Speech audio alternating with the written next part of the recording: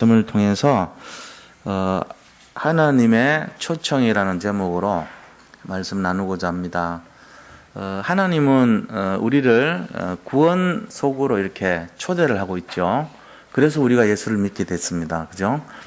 그런 것처럼 우리가 오늘 이 구원을 위해서 초청하시는 하나님, 그것을 위해서 예수님께서 고난을 이제 당하셨는데 이번 주부터 이제 주일부터 고난 주간이에요. 그래서 이 말씀도 지금 비슷하게 이어가고 있죠. 그런데 이번 주일날 우리가 그 유일성에 대해서 이렇게 좀 생각을 해봤습니다. 유일성의 축복이란 것은 제가 계속 얘기하고 있지만 왜 그리스도만이 답인가에 대한 결론이 난 거를 말해요. 내 모든 문제, 내 모든 어려움의 해결책과 근본이 왜 그리스도여야만 되는지에 대한 결론이 났다면 그것이 바로 유일성의 축복을 갖고 있는 사람이에요. 그 유일성의 축복을 갖고 있는 사람은 환경에 흔들리지 않습니다. 어떤 상황이 아무리 나쁘고 어렵더라도 그것 때문에 절망하지 않습니다. 단지 자기가 하나님 앞에서 해야 될 일만 꿋꿋하게 하는 거예요. 왜냐하면은 그리스도가 오직 답이라는 것을 알고 있기 때문에 그런 거죠. 그래서 이 유일성의 축복을 가진 사람은 어떤 응답을 갖게 되냐면은 바로 그 하나님이 늘 지켜주시고 보이지 않는 손길로 흑암의 세력으로부터 보호해 주신다는 거죠. 그리고 하는 일들마다 결국은 형통케 되는 걸 우리가 알 수 있어요. 결국은 최후의 승자가 정말로 오직 그리스도 유일성의 축복을 가진 자라는 겁니다. 그러니까 유일성의 축복 가진 사람들의 삶은요, 일반 사람들이 이해를 못하죠. 왜 저렇게 살까? 이렇게 되는 거예요. 왜냐하면 우선순위가 틀리고 생각하는 구조가 틀리고 삶의 내용이 틀리기 때문에 그런 것입니다. 다른 사람들은 예를 들어 대부분 뭐 좀 공통적인 얘기 같아요. 근데 오징어를 먹을 때 주로 뭘 드십니까? 마른 오징어 드실 때 마른 오징어 이렇게 구워 놓잖아요. 그러면은 대부분 몸통 먹죠. 아니면 다리 먹어요. 그 머리 먹는 사람은 별로 없거든. 머리는 제일 마지막에 먹는데 그 특이한 사람이 있더라고. 우리 옛날에 연구소 근무할 때 보니까 다 이렇게 구우면은 자기가 급하게 머리를 탁 잡아요. 가만히 있어도 남는 머리를. 그러면서 자기는 머리가 너무 좋대. 남들이 뺏길까봐 뺏어갈까봐 머리를 잡는데요. 나는 참 특이하다, 저 사람. 집을 좀 못 사나? 아니면 오징어도 잘 못 먹었나? 그랬더니 그게 아니에요. 재벌 아들이에요. 진짜 회사는 그냥 안 다녀도 될 정도로 그런 엄청난 부자 아들이 연구소 그냥 왔더라고. 걔가 뭐 때문에 이제 거기 다니냐 이래 보니까 그 롯데 제과가 초콜릿 만드는 것 때문에 방위산업체로 국가 이 방위산업체로 등록이 돼 있어요. 롯데 제과가 초콜릿이 군인들 전투식량에 들어간다고. 총 만들고 칼 만드는 것만 그게 아니고 이제 이 그런 거 만드는 것도 해당이 돼가지고 그 케이스로 들어온 거예요, 얘가. 그래서 5년 동안 지는 군대 생활하는 거죠. 연구소 생활이 군대 생활이에요, 얘는. 그래서 하는데 특이하더라고. 집도 엄청 잘 살고, 이렇게 뭐 배경도 보면 정치권에서 막 굉장히 이렇게 국회의원도 있고 이런 자기 아버지도 무슨 뭐 회장이고 이래요. 다른 회사에. 그런데 이제 와가지고 우리 롯데 연구소에 사는데 머리를 딱 잡더라고. 나 그걸 보면서 유일성이란 거는 독특한 것도 있구나. 그런 생각을 했었는데 우리가 만약에 그리스도를 선택하잖아요. 다른 사람들은 세상에서 성공을 선택하고 또 대부분 사람들은 물질을 선택하는데 또 명예를 선택하는데 우리는 이상하게 남들이 혹시나 뺏어갈까봐 그리스도를 자꾸 잡는 거라. 그걸 볼 때 내 모습을 보면서 그쪽 다른 사람들이 저 아무도 안 가져갈 그리스도를 왜 잡냐 이런 생각할 거란 말이에요. 그게 유일성입니다. 제가 그 친구를 욕하려고 그랬던 게 아니고 나 독특한 거 봤는데 먹을 때마다 그랬어요. 같이 이렇게 모이면 오징어 머리만 잡아. 그래서 제가 그래 그다음부터 저도 머리를 잘 먹어요. 저게 뭔가 의미가 있겠다 싶어가지고 왜 머리를 좋아하는지 걔는 몰라요. 지가 좋대. 우리가 그리스도를 우선순위로 잡으면 세상 아무도 건들지도 않고 생각도 안 하고 관심도 안 그리는데 우리는 그걸 선택하기 때문에 행동이 달라지겠죠. 그게 유일성입니다. 자, 어떤 문제가 오는데 보통 문제를 해결할 때 어떻게 합니까? 뭐 전화하죠. 뭐 급하다, 돈 좀 돌려도 또 전화해가지고 우리 애 속 썩이는데 이거 어떻게 해야 되냐 그러면서 너희 좀 만나면 안 되겠냐? 사람을 만나고 붙여주고 또 어디 상담 잘한 데 데려가고 굿하면 된다더라 그래가지고 굿하고 막 이런 거 한단 말이에요. 우리는 그렇게 안 하잖아요. 우리는 어떻게 합니까? 뭐 기도하죠. 뭐 그 문제가 심각한데 우리 그래 안 하거든요. 유일성 가진 사람은 남들이 이해를 못하는 비밀이 있는 거예요. 이게 유일성 축복이에요. 그게 있습니까? 그게 없고 우리도 똑같이 바깥 사람이나 우리나 똑같이 생각한다면 지금 유일성 없는 걸 수도 있어요. 자, 어떤 문제가 터졌는데 이거를 해결하는 방법이 내가 진짜 그리스도를 통해서 해결하냐 아니면은 세상 사람식으로 해결하냐 이 차이거든요. 내가 유일성을 갖고 있냐 안 갖고 있냐 한번 생각해 보셔야 돼요. 자, 어떤 어려운 문제가 생겼어요. 다 있거든요, 살다 보면은. 근데 그때 떠오르는 것이 예수님이 먼저 안 떠오르고 이상하게 어떤 사람이 자꾸 떠오르고 누가 이렇게 막 기댈 사람이 떠오르고 뭔가 이렇게 막 부탁할 사람이 떠오르고 이러면 유일성 없는 거예요, 그 사람은. 진짜 유일성이라는 게 딴 게 아니고 내가 다른 어떤 것보다도 먼저 예수님이 떠오르는 게 유일성이란 말이에요. 이걸 가지시기 바랍니다. 이거 갖고 있어야 돼요. 그 그리스도는 다 해결한다. 이걸 갖고 있는 걸 유일성이라고 그래요. 그때 하나님 우리를 보호해 주시고 그 다음에 우리에게 형통케 해주시고 서밋으로 만들어 주시는 거예요. 이거를 우리는 안 믿어요. 그래서 믿음이 있냐 없냐는 이거예요. 이 믿음을 안 갖고 있다는 거예요. 진짜 이 그리스도를 내가 방법이 아니잖아요. 그리스도를 오직 했는데 이거는 분명히 될 수밖에 없고 정말로 이루어질 수밖에 없고 이거는 확실한 내용이고 분명한 내용이다. 이게 딱 그럴 때 유일성을 갖고 있다는 거예요. 그러면 어떻게 됩니까? 모든 거 회복되지요. 뭐 그리스도가 회복 안 되는 게 어디 있겠어요. 우리 집에 내가 아니고 그리스도가 우리 집에 돌아다니신다 그러면 해결 안 될 게 어디 있겠어요. 우리 직장에 내가 아니고 그리스도가 돌아다닌다 그러면 해결 안 될 게 어디 있겠어요. 우리 교회에 내가 아니고 내가 돌아다니면 안 돼. 그리스도가 돌아다니시면 안 될 게 없잖아요. 그게 유일성이란 말이에요. 우리가 그런 마음을 갖고 사는 게 유일성이라니까요. 그 장차현 권사님 얘기 또 한 번 하면 그런 거예요. 장차현 권사님이 뭐 아는 분도 있고 모르는 분도 있겠지만 장차현 권사님이란 분이 거의 한 1m 50cm 키예요. 근데 이분은 애가 4명이었다고. 그러고는 이제 남편이 돌아가셨어. 그래 이제 자기 여자 혼자인데 이 재혼도 안 하고 애를 4명을 키운 거예요. 뭘로 해서 키웠냐면은 자기가 부둣가 화장실 청소하면서 키웠어요. 근데 이제 장남이라는 애가 집에 와보면 뭐 하냐면은 맨날 막걸리 퍼마시고 자고 있어요. 저녁에 돌아와보면은. 그래가지고 거기다 대놓고 얼마나 억장 무너져요. 애들 4명 키우는데 자기 결혼도 안 하고 애들 키웠는데 이게 맨날 장남이란 게 누워가지고 막걸리 누워가지고 희망도 없고 미래도 없고 낙심돼가지고 이렇게 있다가 그 저녁을 해준다고 그 기도해놓고 이제 가면은 지가 밥 먹고 저녁 먹고 나가서 계속 나쁜 짓 하고 다녀요. 깡패들 모여가지고. 근데 이 장천 권사님은 어떻게 했냐면은 그 길로 교회를 가가지고 계속 기도하는 거예요. 유일성을 잡고 있었죠, 그분은. 문제가 심각한데 문제를 안 물어보고 유일성을 갖고 있었던 거예요. 그래가지고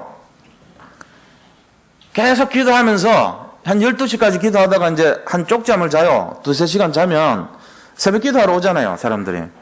그러면 그 팀들 이제 일어나가지고 같이 또 기도하는 거야. 그러고는 아침에 잠깐 집에 와가지고 또 이제 애들 4명이니까 도시락도 준비해주고 밥 차려주고 다시 이제 일하러 가요. 부둣가 화장실 그 청소해야 되니까.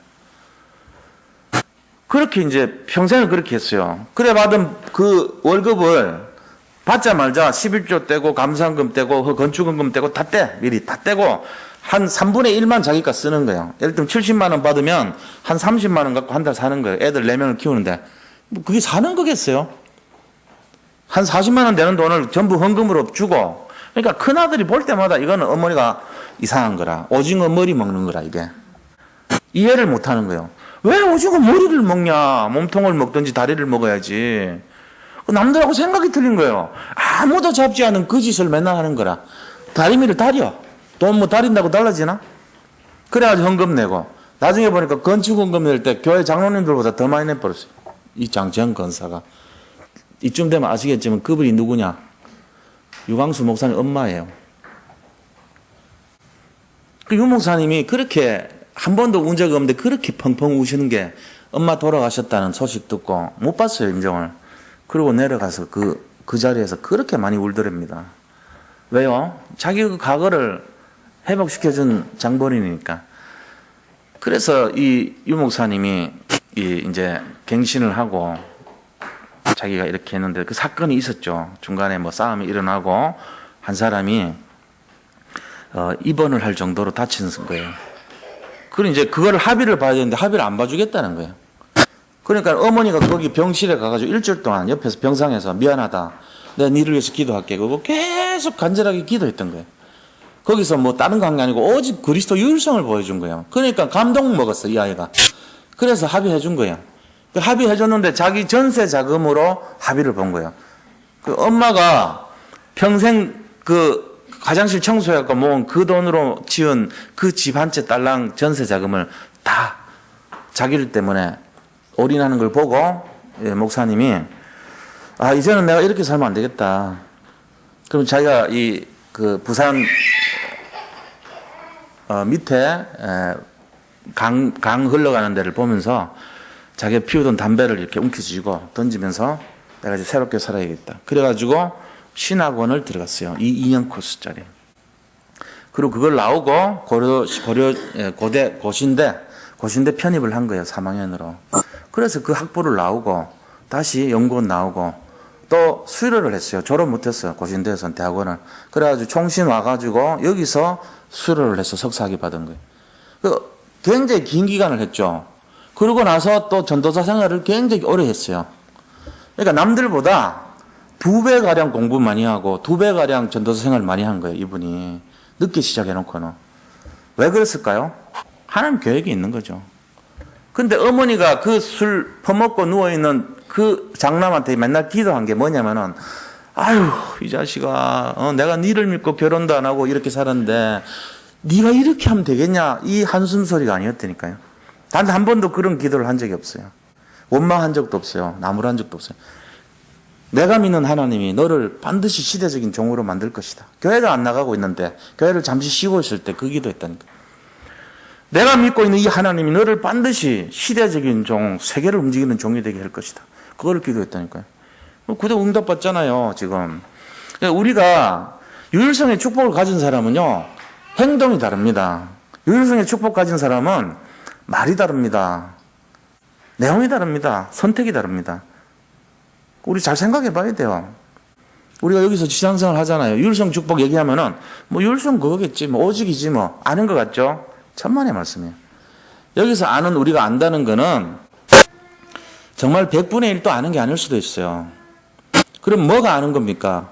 내가 집에 가서 집이 엉망같이 산더미 같은 온갖 쓰레기로 막 넘쳐 있고 아이들이 막 난장판을 쳐놓고 또 막 설거지가 온 사방에 쌓여 있고 집안에는 청소도 안 돼 있고 막 어마어마하게 막 지저분하고 화가 머리끝까지 날 상황인데 그런데 이상하게 내 마음속에 그리스도가 자꾸 떠올라요. 그게 유일성이에요. 화가 치미는 거는 내가 나오는 거니까 유일성 안 된 거죠. 그리고 또 뭔가가 이거는 말도 안 되는 상황이 막 벌어진 거예요. 눈앞에 보인 것이 막 너무너무 막 어렵고 힘든 상황이 놓여 있는 거예요. 그런데 그 상황에 있어서 아이 이놈의 자식아 내가 네 때문에 결혼도 안 하고 너 바라보고 이렇게 했는데 이럴 수가 있냐 그런 불평 원망이 한마디도 안 나오고 이상하게 계속 기도만 나오는 거예요. 그리스도만. 이게 유일성입니다. 우리가 이걸 갖고 있어야 돼요. 내가 지금 막 너무 고통스럽고 내가 지금 너무 어렵고 힘들고 무기력하고 무능력하고 절망이 오고 재앙이 깔려있는 것 같고 막 힘들어 죽겠어요. 그런데 내 마음속에는 이상하게 그게 안 보이고 걱정이 되는 게 아니고 그리스도가 탁탁 떠오르는 거예요. 그게 유일성입니다. 그래서 우리가 결국은 유일성의 응답을 받았다는 것은 뭐를 보냐면은 내가 그리스도처럼 살아가는 걸 말해요. 내가 우리 가정의 그리스도처럼 살아가야 된다. 내가 우리 교회의 그리스도 같은 사람이고 내가 우리 장소의 그리스도 같은 사람이 이름만 나지 알맹이는 그리스도 안에 있는 나라는 거예요. 그래서 그리스도 안에 있는 나가 내게 안 나올 때 그게 유일성이 되는 거예요. 내게 자꾸 나오잖아요.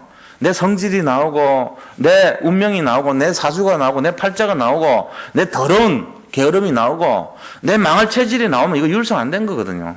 여전히 유일성 안 되게 살아가는 거예요. 그건 바뀐 게 아니에요. 근데 새로운 피조물로 돼버리면 내가 없어지고 그리스도 안에 있는 내가 되는 거예요. 그러니까 이제 근본이 바뀐 거죠. 그걸 유일성이라 그래요. 이걸 잡으면 장채환 권사님 같은 축복 받습니다. 그 자식이 동네에서 깡패 유광수하고 놀지 마라. 저런 자식하고는 절대로 놀지 마라. 소문난 그 호로 자식이 홀 아버지 자식, 홀놈이 자식 이 말이잖아요. 진짜 듣기 싫었던 말이잖아요. 그런 자식이요 시대를 움직이는 종이 됐다니까요. 그거는 그분의 능력이 아닙니다. 전능하신 하나님의 능력입니다. 누구든지 할 수 있다는 걸 보여준 거예요. 아무리 돈도 없고 배경도 없고 아무리 믿음도 없고 아무리 세상적인 사람도 변화되면 될 수 있다. 이거 보여준 케이스가 우리가 말씀 전달받고 있는 바로 그 목사님이시란 말이에요. 이게 유일성이라고 말씀할 수 있어요. 우리가 진짜 유일성을 아냐? 한번 생각해 봐야 돼, 냉정하게. 이게 제가 주일날 전달하고 싶었던 내용입니다. 남들은 거들떠 보지도 않은 그 머리를 먹듯이 남들이 아무도 찾지도 않은 그 그리스도를 나는 목숨같이 그게 유일성이에요. 그 고난의 시간표 속에서 할 수 있겠습니까, 우리가? 그게 바로 초대교회 정신 아닙니까? 카타콤 속에 그 음습한 무덤 속에서도 언약을 놓치지 않고 계속 한 길로 그리스도에 집중할 수 있었던 그게 유일성이에요. 결국은 성공했거든요. 수많은 사람들이 이렇게 믿을 줄 알았으면 하죠. 모르는 가운데 그것을 믿고 하는 사람이 그게 유일성을 갖고 있는 거예요. 우리 인생의 결론이 우리 아이가 이 시대를 이끌어가는 진짜 최고의 아이가 될 것이다. 믿음이 지금부터 있다면 그 어머니의 믿음이 그대로 될 줄 믿습니다. 그걸 유일성이라고 그래요. 그런데 그런 믿음이 없기 때문에 우리 아이들은 제 마음대로 살아갑니다. 사춘기 지나면은 지 소견에 어른대로 쫓아가갖고 우유 먹은 죄로 머리에 솥불이 갑자기 탁 튀어나오더니 막 치고받고 다니는 거예요. 막. 그러고 지 마음대로 살아요. 말 안 들어요. 교회도 안 다녀요, 그때부터. 뭘 잘못 심어놔가지고 그럴까요?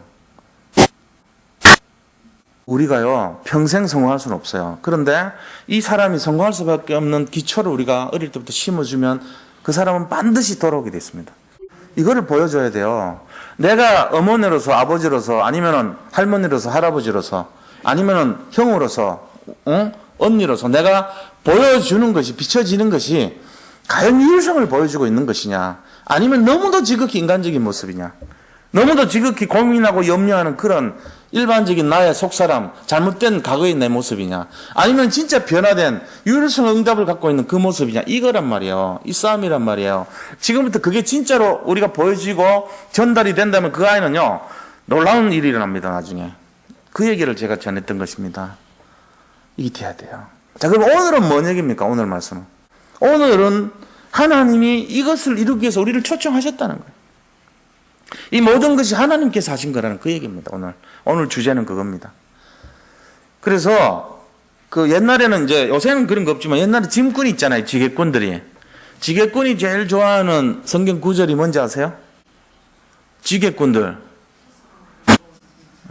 마태복음 11장 28절. 수고하고 무거운 짐진 자들아 다 내게로 오라. 내게로 오라. 내가 너희를 쉬게 하리라. 그거래요. 옛날 후라이버의 각규석 목사님이 하신 말씀입니다. 돌아가셨지만. 이 세상이요, 너무 고단해요, 지금. 수고하고 무거운 짐으로 꽉 차 있어, 전부 다. 한 사람도 예배가 없이. 정부에서 지금 그거를 좀 짐을 덜어주려고 이자를 낮추는 거 했더니 구조가 확 하루 만에 나가버렸어. 그래가지고 추가로 또 2조 했더니 또 그것도 하루 만에 또 나가버렸어. 27일 날 오늘까지 원하는 대로 또 해주기로 또 했다 그럽니다. 앞으로 더 추가로 하려고 그럽니다. 뭡니까? 집 담보로 해가지고 그 대출 받았던 사람 이자가 너무 높다는 거예요. 그러니까 갚을 능력이 없으니까 자살하고 뭔 일이 막 일어나잖아요. 지금 이게 자살 대기자들이 너무 많은 거라. 그러니까 정부가 나서가지고 빚 탕감시켜 주려고 지금 개인당 2천만 원이 넘어버렸어요. 1인당. 우리 집 식구 4명이면 8천만 원 빚이라. 10명 식구면은 2억 빚을 지고 있는 거예요. 전부 다. 빚이 없는 사람이 없어요. 지금. 다 빚쟁이들이에요. 전부. 빚진 자들이. 고민이 많아요. 전부 다. 할아버지부터 애까지 다 있으니까. 골고루 빚이 그래요. 그러면은 평균 빚이 그러면은 진짜 빚은 중간에 몰려있는 30대부터 50대까지 사이 사람들입니다. 이분들 빚은 얼마일까요? 개인당요 2천만 원 아니에요. 4천에서 8천 사이 정도 된다고 봐야 돼. 1인당. 그러면 어마어마한 빚 속에 찌들어 있는 거죠 지금. 그러니까 한강으로 막 뛰어들고 자꾸 뭐 하고 어려운 일 일어들고 계속 일어날 수밖에 없어요 지금. 이런 상황 속에서 이 짐을 어떻게 해결해 줄까요? 이거에 대한 답이 있어야 된다는 거예요. 그게 유일성이란 말이에요. 근데 그걸 답을 찾으려면 유일성 속으로 들어와야 돼요. 그리스도 안에 들어와야 돼요. 들어오려면 어떻게 돼요? 불러줘야지 들어오죠. 그래서 첫 번째입니다. 첫 번째, 목마르지 않는 축복입니다. 다 목말라 있어요. 갈급해 있단 말이에요. 그러니까 목마르지 않는 축복. 첫째. 1절 보세요. 1절은 오호라 너희 모든 목마른 자들아 물로 나오라. 돈 없는 자도 오라. 너희는 와서 사 먹되 돈 없이 값 없이 와서 포도주와 젖을 사라. 전부 힘들어하고 있는 거예요 지금. 전부 목말라 하고 돈 없어가지고 지금 힘들어하고 있단 말이에요 지금 세상이. 온 세상이 똑같은 거 이게. 지금 누구한테 한 얘기입니까? 이스라엘 포로 생활하는 이스라엘 민족들 돌아와가지고 돈이 하나도 없어요. 저 바벨론에 갔다 왔더니 있던 집마저 다 허물어지고 옛날에 성벽에는 전부 다 거기는 막 갈대가 막 피어 있고 막 흉가가 돼 있어 전부 다. 돈도 하나도 없고 먹을 것도 없고 그 목마른 자들이 돼버렸고 이 수고하고 무거운 짐진 자들이 다 돼 있는 거예요. 돈 없는 자들이 된 거예요. 이 사람들을 향해서 예수님께서 하나님께서 다시 말합니다. 목마른 자들아 와라. 돈 없는 자도 와라. 와서 뭐하냐? 여기 값없이 아무 대가 없이 공짜로 가져가라는 거예요. 그게 예수님이 하신 일 아닙니까? 그래서 뭘 하셨습니까? 영적인 구원으로 이 초청을 하신 거예요, 이게 바로. 지금 목마른 자들, 돈 없는 자들이 어떤 사람들이냐면은 노예 생활하는 사람들, 포로 생활하는 사람들, 그 다음에 속국 생활하는 사람들, 갈급한 영혼, 과거의 상처로 지금 어려움 당하는 그 상처 입은 영혼들, 그 다음에 마음속에 뭔가가 막 시달리는 사람들, 이게 전부 다 그 사람들이에요. 그 문제와 갈등, 그 다음에 아무 희망이 없는 그런 사람들을 돈 없는 사람, 목마른 사람 이렇게 표현한 거죠. 이 사람들 어떻게 해요? 돈 없이 값 없이 와서 가져가라는 거예요. 물도 가져가고 우유도 가져가라는 거예요. 그게 뭐죠? 하나님의 무조건적인 사랑을 말합니다. 이것 때문에 우리가 구원받은 거지 않습니까? 우리가 이거를 잘 생각해 봐야 돼요. 이거를. 우리가 십자가에서 하나님이 우리를 위해서 이렇게 고통당하시면서까지 이걸 하셨다는 거예요. 그렇게 해서 그리스도 안에 와서 답을 가져가라는 거예요. 그리스도를 만나라는 거예요. 자, 그럴 때 2절 3절 보세요. 뭐라 그럽니까? 너희가 어찌하여 양식이 아닌 것을 위해서 은을 달아주며 배부르게 하지 못할 것을 위하여 수고하느냐. 내게 듣고 들을지어다. 내 말을 들으라는 거예요. 딴 데 신경 쓰지 말고 내 말을 들으라는 거예요. 너희가 왜 정말로 구원하는 데 관심 없고 세상 것에 관심을 가지냐 이 얘기거든요. 영적인 것을 가지고 너희가 사는 것에 우선순위를 둬야 되는데 영적이지 않은 세상 일에 왜 자꾸 마음을 뺏기고 있느냐 이런 얘기하는 거예요 지금. 그래서 내 말을 듣고 들을지어다. 이 말은 청종할지어다. 이 청종할지어다 이 말이 옛날 성경에는 그렇게 돼 있어요. 그것이 바로 듣고 들을지어다. 또 듣고 계속 진짜로 들으란 말이에요. 이거는 완전히 하나님 말씀을 경청하면서도 순종하는 그걸 청종이라고 그러는 거예요. 듣고 듣는다는 말은 처음에 듣는 거는 경청을 하는 거예요. 자세히 듣고 집중해서 듣고 두 번째는 그 다음에 순종하라는 행동하라는 거예요. 잘 듣고 행동하라 이 말이 청종이에요 바로.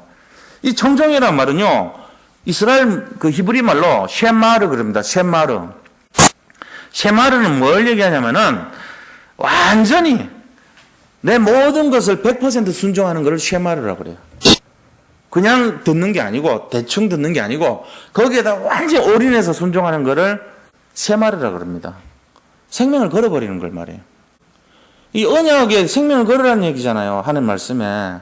그렇게 하라는 거예요. 그러면 달라진다는 거거든요.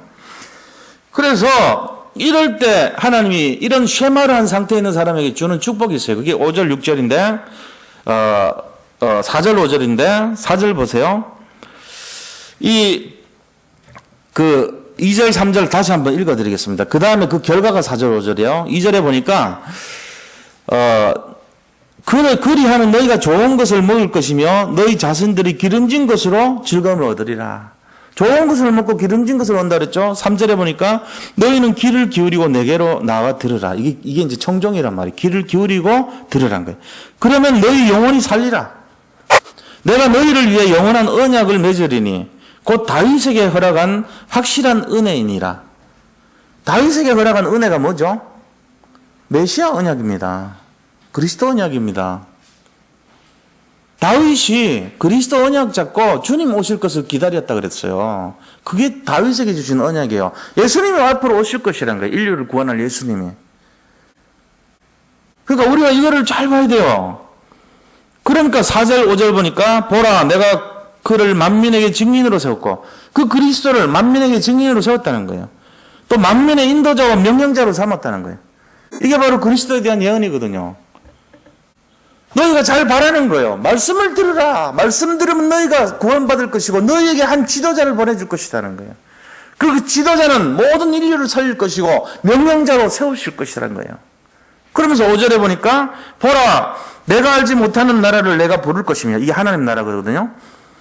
너를 알지 못하는 나라가 내게로 달려올 것은 여호와 내 하나님 곧 이스라엘의 거룩하신 이로 말미암으니라. 우리가 하나님의 나라 천국을 바라볼 수 있다는 것은 하나님 때문이란 거예요.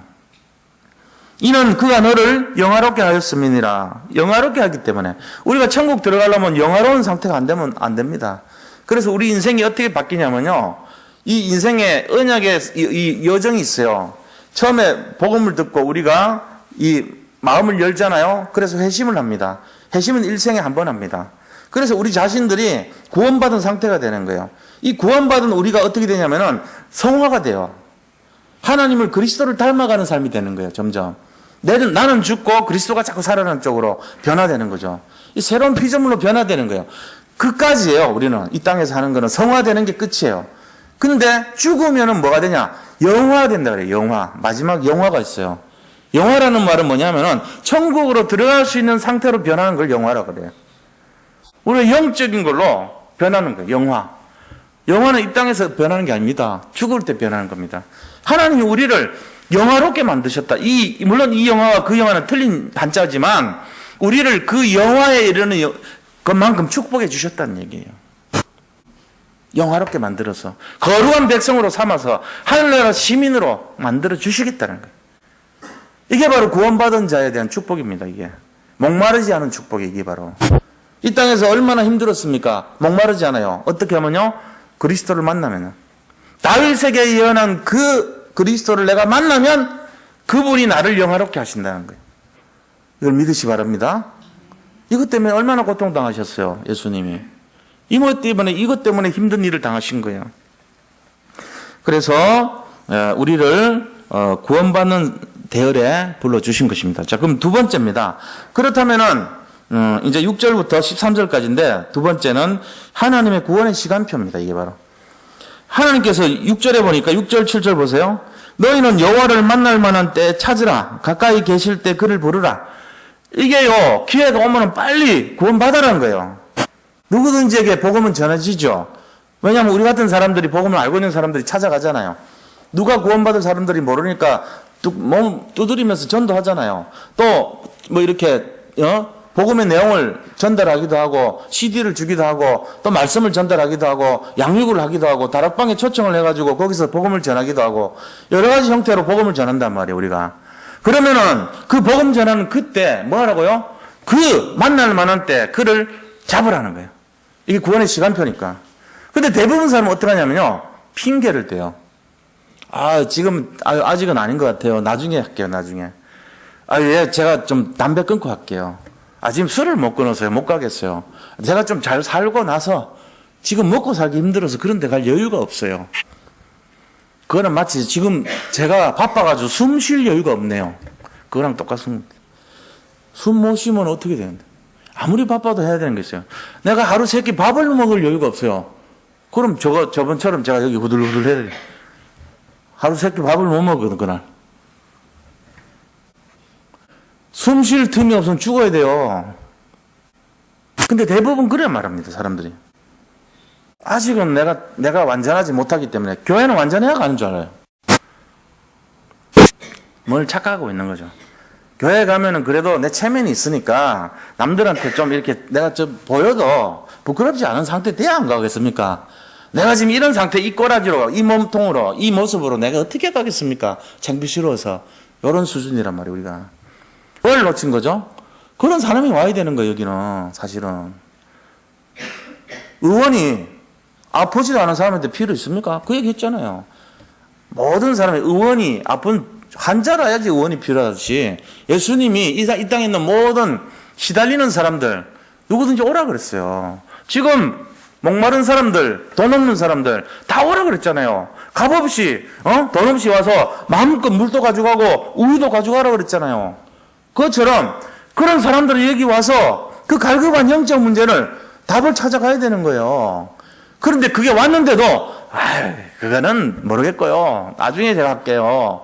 지금 나는 바빠서 안 되고요. 이러면서 핑계 댄다는 거죠. 전부. 그러지 말라는 얘기죠. 하나님 시간표를 놓치지 말라는 게 지금. 7절에 보니는 악인은 그의 길을, 불의한 자는 그의 생각을 버리고 그랬어요. 자, 우리가 주인 되는 거요. 이것만 버리면 돼요. 자기가 주인 되니까 그건 저는 못 믿겠고요. 나중에 믿을게요. 내가 뭘 좀 갖추고 믿을게요. 이런 자기가 주인 되는 거 자꾸. 체면 중심. 자기 어떤 위치, 자리 이런 거. 자기 사는 모습 이런 거.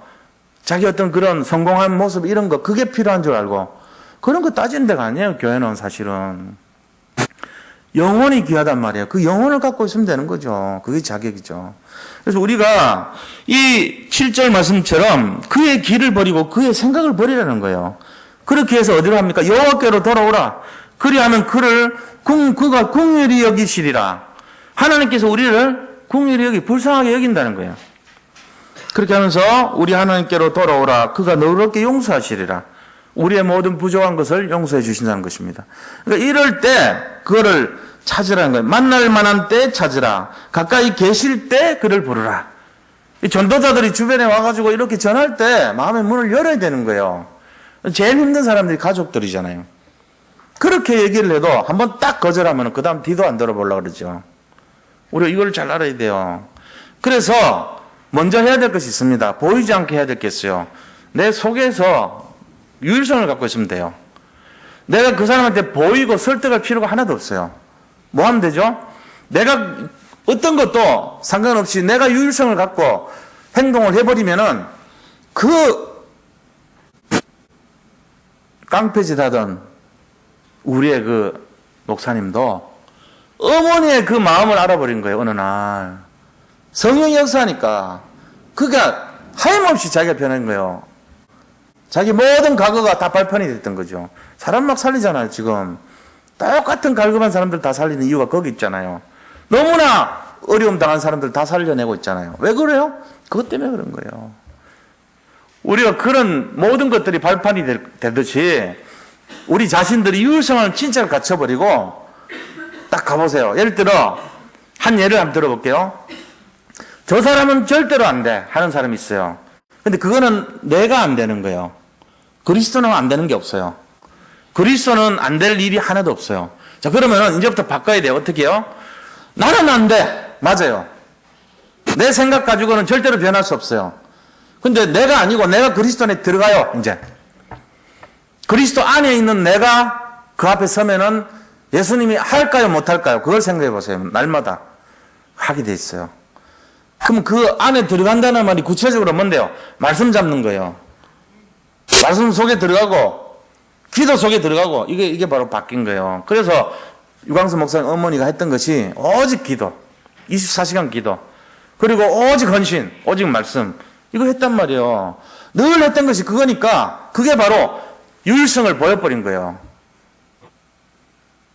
받아요, 그럼.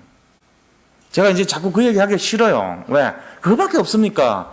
그런 분들이 너무나 많은데, 우리 교회도 있어요, 분명히. 그런 분들이 여기저기서 세워질 때, 가정이 살아납니다. 교회가 살아납니다. 개인이 축복을 받게 됐습니다. 어떤 문제 있습니까? 거기에 답이 그리스도라는 결론이 안 내리면 그 사람은 유일성이 없는 사람이에요. 근데 그 문제의 답이 그리스도라는 답이 진짜로 절절히 느껴진다면 불가능한 것이 하나도 없습니다. 단지 시간표 싸움이에요. 금년에 안 되면 내년이겠죠. 내년에 안 되면 그 다음이겠죠. 되기는 됩니다, 반드시. 왜요? 그리스도는 불가능한 것이 없기 때문에요. 그리스도는 한번 말씀하신 것은 반드시 성취할 것이기 때문에요. 그래서 우리가 그를 찬양할 수밖에 없도록 만들어줄 뿐이기 때문에요. 그리고 증거를 보여줄 뿐이기 때문에요. 그걸 우리가 봐야 돼요. 그래서 자기 생각을 버리고 그리스도를 주인으로 삼을 때 어떻게 합니까? 요한일서 1장 9절 보니까 우리가 만일 우리 죄를 자백하면 그는 미뿌리시고 의로우사 모든 불의에서 우리 죄를 사하시며 우리를 깨끗하게 하실 것이다 그랬어요. 우리의 죄를 용서하신대요. 지금 여기도 그랬잖아요. 모든 불의한 자의 생각을 버리고 그리스도로 돌아오라. 그러면은 용서하시고 너그럽게 용서하시리라. 그러면서 8절, 9절 두 가지를 말씀하시는데 놀라운 구원의 계획을 성취합니다. 8절, 9절 보세요. 이는 내 생각이 너희 생각과 다르며 내 길은 너희 길과 다름이니라. 여호와의 말씀이니라. 그러니까 우리하고 차원이 틀리단 말이에요. 우리는 안 된다 그러죠. 우리 생각이요, 그거는. 그런데 하나님의 생각은요, 된다는 거예요. 만약에 어머니가 이 자식은 버린 자식이야. 이거는 안 돼. 이거는 못 쓸 놈이야. 했다 그러면 어떻게 하겠어요? 두드러 패고 인간적인 생각을 가지고 욕을 하고 쫓아내고 밥을 안 주고 벌을 세우고 이런 일을 했겠죠. 그리고 막 하소연을 하겠죠. 아, 이 자식아 말이야. 니를 믿고 내가 장남 니가 니를 믿고 이랬는데 니 이럴 수 있냐 그러면서 그랬을 거 아닙니까? 그런데 그런 거 한마디로 하겠다는 말은 내 생각과 내 능력은 하나님 생각과 다르고 하나님의 능력과 다르고 이걸 믿었던 거예요. 그러니까 뭘 믿었습니까? 나는 볼 때 안 되는 것 같아도 하나님은 얘를 변화시킬 수 있다. 이걸 믿었던 거예요. 그러니까는 했던 것이 뭐냐면 기도만 했던 거죠. 그게 율성입니다. 가슴 깊숙이 그걸 잡고 있었던 거예요. 어머니가 생명같이. 그러니까 9절 보세요. 이는 하늘이 땅보다 높은 같이 내 길은 너희 길보다 높으며 내 생각은 너희 생각보다 높으니라. 우리가 진짜 예수님을 율성을 잡으면요, 하나님은 된다는 거 알고 있는 거예요. 나는 안 돼도 하나님은 된다는 거 알고 있단 말이에요. 자, 이때 하나님이 10절에서 13절 우리의 믿음을 돕는 증거들을 보여주십니다. 10절 보세요. 이는 비와 눈이 하늘로부터 내려서 그리로 되돌아가지 아니하고 땅을 적셔서 소출이 나게 하며 싹이 나게 하여 파종하는 자에게는 종자를 주며 먹는 자에게는 양식을 준 것 같이. 다시 말하면은 이 하늘에서 비와 눈이 이렇게 내리잖아요. 이게 다시 하늘로 돌아가는 것이 아니고 땅에 다 쓰임 받잖아요. 하나님 말씀이 이렇게 퍼붓어요. 이 땅에 하나님의 말씀이 임했어요. 어떻게 돼요? 이게 사라집니까? 사라지지 않는다는 거예요. 그러면 어떻게 해요? 가는 데만 사람 살리고 그 다음에 이 현장을 흑암을 꺾고 어둠의 세력을 꺾고 저주를 꺾고 재앙을 꺾고 그렇게 해서 말씀이 다 성취돼 버리게 한다는 거예요. 그게 말씀이요 11절에 나와요. 11절 보세요. 내 입에서 나가는 말도 이와 같이 헛되이 내게로 되돌아오지 아니하고 나의 기뻐하는 뜻을 이루며 내가 보낸 일의 형통함이니라. 하나님 말씀하신 거 그대로 믿으면 돼요. 우리가 뭐 우리 생각으로 판단하고 우리의 수준으로 하나님의 말씀을 분석하고 이럴 것이다 하고 그게 엉터리입니다. 그게 아니에요. 우리 생각하고 하나님 생각 틀립니다. 우리 수준과 하나님의 수준이 틀려요. 우리 능력과 하나님의 능력이 틀린 거예요. 그럼 뭘 믿어야 되죠? 우리가 생각할 때는 안 돼도 하나님은 하실 수 있다. 이걸 믿는 거예요. 그게 믿음이라 그러는 거예요. 지금 안 된다고 생각하는 거 하나씩 내보세요. 지금 앞에 이거는 좀 안 돼 하는 거 있으면 한번 떠올려 보세요. 아, 이거는 좀 곤란할 거야. 예를 들면 우리 집이 없는데 집 사는 거 이런 거 그런 거 말고 좀 그래도 좀 하나님 뜻에 맞는 거 한번 내놔봐요. 이 사람 구원받는 거, 이 사람이 예배 회복하는 거, 이 사람이 진짜 사모를 하는 거, 이 사람이 정말 기도하는 거, 이 사람이 정말 복음을 누리는 거 등등 정말 안 된다고 생각하면 하나씩 내놔봐요. 자, 내놨어요? 그게 내 생각이란 말이에요. 그래서 안 되는 거예요. 지금 내놔라 그럴 때 없어야 돼, 사실은. 정답은. 아무것도 없어요, 내놓을 게. 왜? 하나님이 어차피 다 하실 거 알기 때문에. 그게 정답입니다. 내놓으라고 쏙일 때, 제가 꼬실 때, 이거요, 이 문제요. 내놓은 사람은 아직 유일성이 없는 거예요. 아니, 다 있죠. 다 있는데, 제가 이렇게 아주 그냥 부드럽게 안 되는 문제 많지요. 그럴 때, 네, 하는 사람이 유일성 없는 거라니까, 이게. 그럼 제가 그때는 말 안 하지만, 딴 데 가서 얘기할 때, 우리 교회 아직 유일성도 안 갖고 있어요. 계좌도 없어요. 이래 나올 수 있다니까요. 근데, 정말로 나는 안 되지만 그리스도 되는 걸 믿으시기 바랍니다. 이때 아멘이 막 나오는 이게 바로 제대로 된 거란 말이에요. 우리 안에 안 되는 문제가 있냐? 없다가 정답이에요. 그리스도가 왜 안 됩니까? 우리가 지구에 살 수 있는 조건이 몇 가지라고요? 24만 가지가 넘어요. 조건이. 그 중에 한 가지만 안 돼도 못 살아요, 우리. 지구에 공기가, 산소가 있어야 돼요. 지구에 물이 있어야 돼요. 지구에 햇볕이 적당히 있어야 돼요. 지구에 낮과 밤이 있어야 돼요. 지구에 사계절이 있어야 돼요. 이런 조건이 24만 가지가 있어야 돼야 사람이 살아요. 지구에 먹을 것이 있어야 돼요. 지구에 마실 것이 있어야 돼요. 지구에 살 집을 만들 재료가 있어야 돼요. 등등. 24만 가지가 갖춰져야 사람이 살아요. 어떻게 하겠어요? 우리 인간으로서 못해요. 인간이 이 많은 걸 돈으로 계산해서 하려면 못한다니까요. 이 많은 일을 조건을 돈으로 한 사람은 못해요. 근데 우리는 아무런 생각도 없이 감사함도 없이 살고 있어요. 그런 조건 속에서 하나님이 준비한 줄도 모르고 그냥 값 없이 돈 없이 살고 있는 거예요. 감사도 모르고. 하나님이 하신 거이다. 솔직한 얘기로 우리가 지금 사는 이유가 돈이라고 생각하십니까? 천만의 말씀입니다. 돈 그 종이조각 그것 때문에 우리 사는 거 아니에요. 그것 때문에 산다 그러면요 하나님이 돌아가신 거예요. 그것 때문에 사는 게 아니에요. 하나님이 계셔서 우리가 사는 거예요. 근데 하나님은 안 믿어요. 그리고 내 능력을 또 믿어요. 주제넘게. 얼마나 부끄러운 인생입니까? 어마어마한 하나님이 우리를 보호해 주시고 있는데 거들떠 보지도 않고 관심도 없어요. 그리고 오직 그거 바라보는 사람 보고 이상하게 생각해요. 그 말이 안 되잖아요 지금. 그것만 집중하는 사람 보고 좀 돌았다고 생각해요. 뭔가 이상한 거 아닙니까? 우리가 볼 때는. 그런데 그렇게 살아요, 그 사람들이. 이게 말이 안 된다니까요, 지금. 그래서 이걸 일깨운 사람이 목사입니다, 사실은. 그래도 알으라고. 그래서 11절 보세요. 내 입에서 나가는 말이 전부 헛되이 내게로 돌아오지 아니하고 내 기뻐하는 뜻을 이루며 내가 보낸 일에 형통함이니라. 이게 하나님이 하시는 일 맞아요. 이게 바로 정답이에요. 하나님 말씀은 100% 성취된다는 것입니다. 그리고 우리를 유익하게 해준다는 것입니다. 우리를 형통케 해주신다는 것입니다. 그래서 우리가 그를 찬양할 수밖에 없죠. 12절 보세요.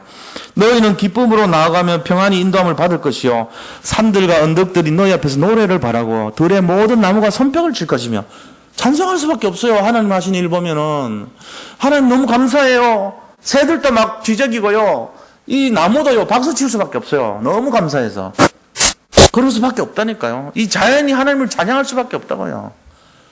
그리고 징표를 보여주는 거 있죠. 13절에 잣나무는 가시나무를 대신하고 이 가시나무 같은 이 어려운 그 고통스러운 현실을 잣나무, 푸르른 잣나무, 열매가 많이 맺는 잣나무로 대신해주고 그 다음에 이 찔레 같은 그런 어렵고 힘든 상황을요 바로 화석류, 꽃이 열리는 꽃석류처럼 화사하게 만들어준다는 거예요. 그게 증거고 그게 기념품이고 그 징표라는 거예요. 바로 그게 이것이 여호와의 기념이 되며 영영한 표징이 되어 끊어지지 않을 것이다. 이게 지금 계속되고 있습니다. 우리가 세상을 볼 때 진짜로 하나님을 볼 수 있는 눈이 열린다면 그 사람은 하나님을 붙들고 살 수밖에 없어요. 저는 과학을 공부한 걸 다행이라고 생각합니다. 왜? 남들이 못 보는 걸 보고 있거든요, 나름대로. 이 수많은 과학적인 사실을 볼 때 어떻게 하나님을 안 믿을 수 있겠는가? 놀라운 사실입니다, 진짜로. 우리는 무조건적으로 믿을지 모르지만요, 엄청난 비밀이 지구에 있는데 이거를 보고도 우리가 하나님 안 믿는다는 건 그 사람은 보통 사람 아니에요. 정말로 특별한 사람이에요. 사단하고 무지무지하게 비슷한 아주 특별한 사람이라고 볼 수 있어요. 근데 그런 사람도 누구든지 구원받지 못한 사람은 없답니다. 어떤 사람은 구원받지 못할 수도 있고 특별한 경우는 구원 못 받는다가 정답이 아닙니다. 진짜 정답은 누구든지 구원받지 못할 사람은 아무도 없다는 거예요. 그게 정답이에요. 근데 우리가 왜 못하냐? 그 믿음이 없어서 못하는 거예요. 그러니까 그 믿음을 가지고 우리 주변에 있는 사람들을 다 찾아서 살리시기를 축원드립니다. 이게 우리가 지금 고난주간에 예수님이 우리에게 부탁하신 거잖아요. 부탁하신 두 가지.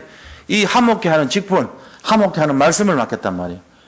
하나는 복음이고 하나는 전도의 사명이란 말이에요. 이거를 맡았는데 우리가 그게 새로운 피조물이라고 그랬잖아요. 고린도후서 5장 17절, 18절, 19절. 새로운 피조물이 되면은 하나님과 사람을 화목케 하는 직분을 맡았고 하나님과 사람을 화목케 하는 말씀을 담당했다 그랬단 말이에요. 그것을 부탁하였느니라 그랬어요. 그럼 우리가 그걸 해야 되거든요. 이게 우리가 지금 해야 될 사명이라는 겁니다. 이거를 붙들고 승리하시기 바랍니다. 자, 이제 결론을 내리면요.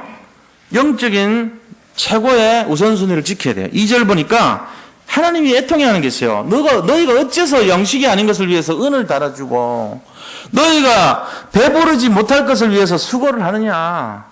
정말로 너희를 살찌우게 하고 너희를 생명을 주는 것을 찾아야 되지 않겠느냐. 근데 여기가 육신적인 표현이 아니고 영적인 얘기란 말이에요. 너희 영을 살리고 너희 영을 배부르게 할 그것을 위해서 마음을 집중해라 이 얘기입니다. 그게 바로 뭡니까? 그것이 바로 유일성의 응답을 누리는 삶이에요. 오직 그리스도가 내 인생의 해답이고 정답이 되는 인생이란 말입니다. 그죠? 그래서 이것이 내가 정말 결론을 내리고 영적인 우선순위를 지키고 영적인 축복 속에서 살아간다면 세상의 어떤 어려움도 문제가 아닙니다. 다 축복의 발판이 됩니다. 그게. 그래서 남을 살리는 데 쓰임받는 도구가 돼요. 그 시절이. 어려운 시절, 힘든 시절을 다 겪어보세요. 남들 다 살립니다. 이해합니다. 남들의 고통을 깊이 이해하는 사람 됩니다. 그러면서 오히려 그를 위로할 줄 압니다. 저는 이 그리스도께서 우리를 살리신 그 간절하고 그 애통함이 마치 어머니가 아기를 가지고 아기 가지면 막 이렇게 처음에 힘들잖아요. 그죠? 또 아기를 낳을 때도 고통 속에 낳잖아요. 그거랑 비슷하다고 봐요. 왜 하나님께서 엄마들한테 이 아프지 않게 고통 없이 애를 낳을 수도 있을 건데 왜 고통을 줘가면서 낳는지 아세요? 한번 생각해 보셨나요? 만약에 고통 없이 아기가 툭 떨어져요. 어느 날. 고통 없이 여기서 이렇게 쭉 해가지고 툭 떨어졌어. 아기 나왔네? 잠자고 나는데 여기서 쭉 떨어져 애가 나왔어. 아, 애기 나왔구나. 먹여야지. 만약 이랬으면 나중에 자기 바쁜 일 있으면 그 툭 떨어졌으니까 에이, 니 그냥 여기 쉬어. 니너. 나 볼일 좀 보고 올게. 이런 식 된다니까요. 자기가 죽을 고통을 겪고 난 거기 때문에 이게 소중해. 포기할 수가 없어. 그때 하나님 우리 속에 뭘 각인시키냐면은 야, 니 이 아픔 갖고도 니 생명을 대신할 만큼 아프면서도 낳은 애가 얘야. 니 평생 책임져. 이거 딱 기억시킨 거예요. 중간에 결혼하면 가지만 평생 아니지만 그래도 그거를 기억시킨 거예요. 이게. 하나님이 우리 안 아프게 낳을 수 있는 능력 없을까요? 있어요. 안 아프게 낳을 수 있는 능력이 있다니까. 호르몬 속에 옥시토신이라는 게 있어요. 옥시토신 호르몬이 나면은 이게 되게 벌어집니다. 훨씬. 그래가지고 애가 나올 때 이렇게 쉽게 나오게 만들어요. 그 순산하는 사람도 쉽게 나잖아요. 근데 하나님이 그거를 양을 많이 부어가지고 쑥 나오게 하지. 왜 그렇게 안 하고 적당하게 다들 아프게 해갖고 나오냐 말이죠. 그 이유가 거기 있는 거예요. 그럼 제왕절개한 사람은 괜찮겠네요. 아, 그분도 수술했으니까 깨날 때 아프잖아요. 어차피 아프면 줘. 편한 거 하나도 없어요. 줘야 돼요. 제가 볼 때는. 줘야지 마땅해. 왜? 남편도 아내한테 미안한 마음이 있어가지고 더 잘해줘. 아내는 또 배 아파서 낳기 때문에 이 아이를 젖을 먹이고 평생 지킨다니까요. 안 그러면은 그보다 더 중요한 게 나타나버리면 그걸로 마음 뺏겨요. 게임 이런 데 중독되는 엄마들요. 애 처박혀놓고는 막 게임하다가 애 죽었잖아요. 그런 일이 일어날까봐 하나님이 딱 마음에 각인을 시키는 거예요. 마찬가지로 예수님이 왜 십자가에서 피 흘려서까지 고통 속에서 우리를 구원하셨을까요? 원리가 비슷해요. 예수님에게 우리가 너무 소중한 거예요. 그래서 이거를 결코 잊지 마시고 우리가 예수님 뜻에 따르고 최고 축복 누리고 유일성을 갖고 사는 그런 축복의 인생들이 다 되시기를 축원드립니다. 자, 오늘 받은 말씀을 생각하면서 이제 사순절 마지막 주간에 나눈 말씀입니다. 우리 같이 한번